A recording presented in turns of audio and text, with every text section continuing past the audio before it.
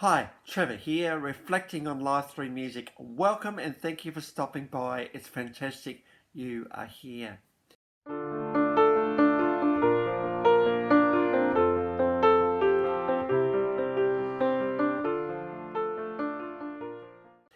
Well, I trust you enjoyed my last video on Aretha Franklin, and through her song Respect, we looked at where does respect come from. Is it something internal or something given externally? Or maybe a bit of both. I trust you found that one an encouragement.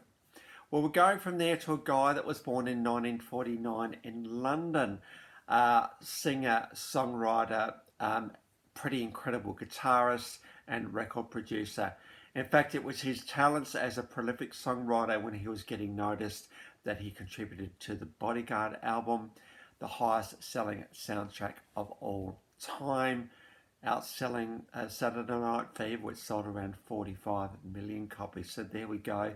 This goes to show that when you become well known for your craft, you get sought after, and this is very much the case with the guy we're talking about today, Adrian Gurvitz. Now, Adrian was exposed to the music industry at a pretty young age because his dad was a tour manager for such iconic acts as Cliff Richard and the Shadows and the Kinks.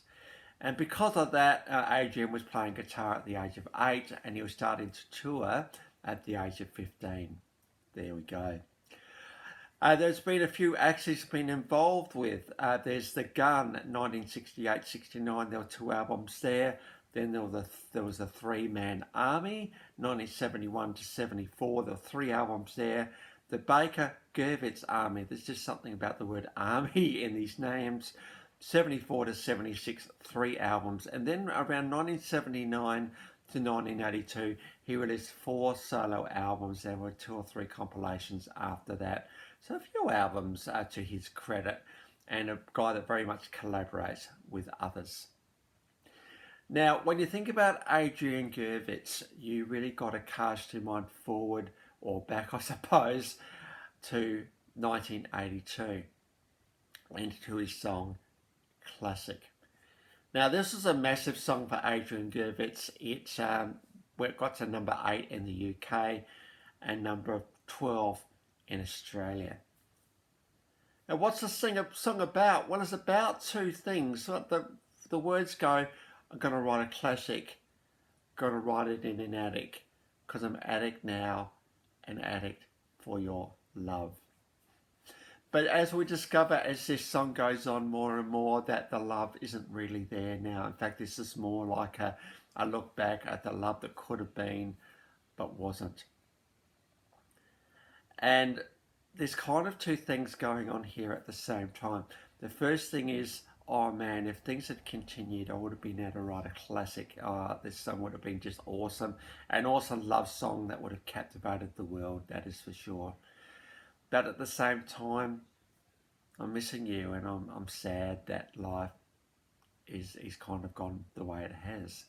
And so what happens is we've got this song which kind of holds these 2 bits in tension with each other a little bit, and thinks, man, if things had just gone better, I would have been able to write that awesome classic song.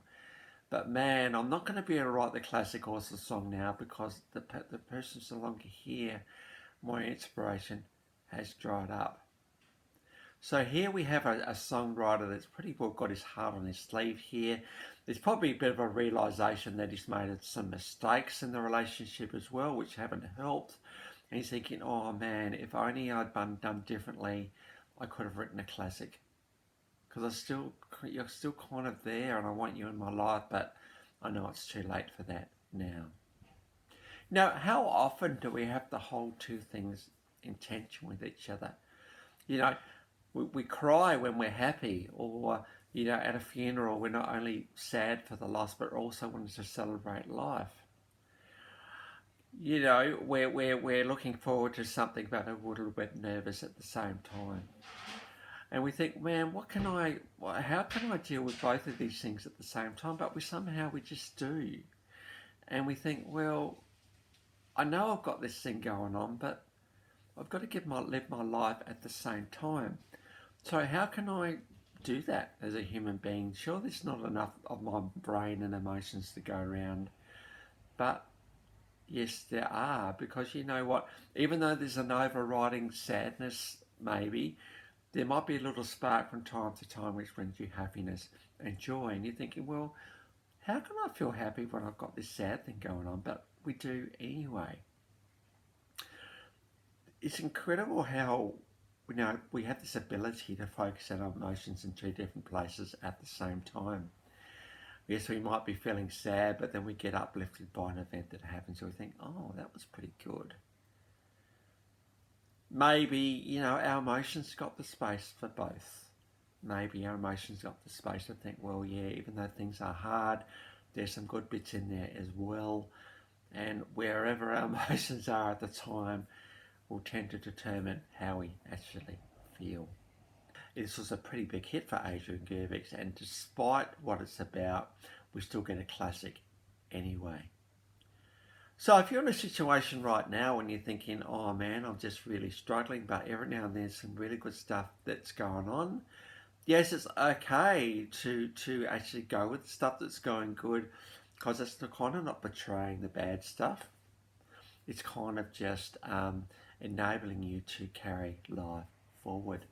And surely that is what life is all about, is being able to move forward with what we've had in the past.